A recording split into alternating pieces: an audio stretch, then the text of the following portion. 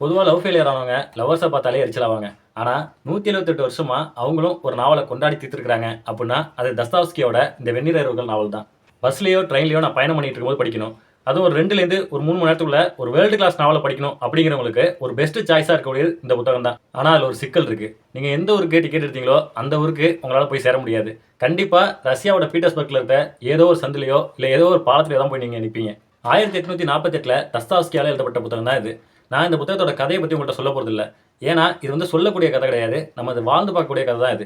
அதனால தான் இந்த புத்தகத்துல தஸ்தாவஸ்கி கதாநாயகனோட பேரை சொல்லாமலே இருப்பாரு. ஏன்னா, கதாநாயகனா நீங்களே உங்கள உருவகப்படுத்தி இந்த கதையில அப்படியே வாழ்ந்துகிட்டே போலாம். தஸ்தாவஸ்கியோட நாவல்கள்ல எனக்கு எப்போதுமே மனம் கவர்ந்த இன்னும் 2 நாவல்கள் இருக்கு. ஒண்ணு வந்து த பிரதர் கரமசோவ். இன்னொன்னு கிரைம் அண்ட் பனிஷ்மென்ட். இந்த 2 புத்தகத்தையும் சின்ன சின்ன தொடரா நான் YouTubeல பதிவிடலான்னு இருக்கேன். அதை பத்தி உங்க கருத்தை நீங்க கமெண்ட்ல சொல்லுங்க. தஸ்தாவஸ்கிய வெறும் ரைட்டர்னு சொல்றதை விட அவர் ஒரு சைக்காட்ரிஸ்ட்னு கூட நான் சொல்லுவேன். அதுக்காக அவர் மருந்து மாத்திரைலாம் எழுதி கொடுக்க மாட்டாரு. வெறும் நாவலா நமக்கு எழுதி கொடுப்பாரு. அந்த நாவல்ல நமக்கு தேவையான மருந்து மாத்திரைகள் எல்லாமே இருக்கும். நாவல்ல பெரும்பாலும் மனித மனங்களுடைய அந்த இருண்ட பகுதியை பத்தி அதிகமா பேசுவார். அது என்ன இருண்ட பகுதி அப்படின்னா, நம்மளோட ஆழ் மனதில் இருக்கக்கூடிய குற்ற உணர்ச்சி, அதனால ஏற்படுற துன்பம், இதை பத்தி அதிகமா பேசுவார். ஏன் இதை பத்தி பேசுறாரு?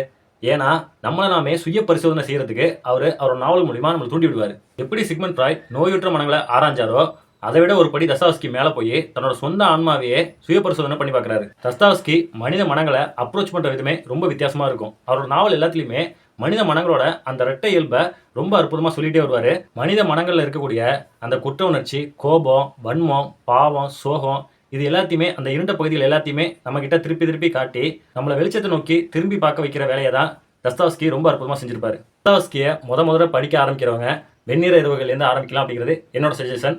படிச்சுட்டு உங்களோட கருத்துக்களை என்னோட பகிர்ந்துக்கங்க.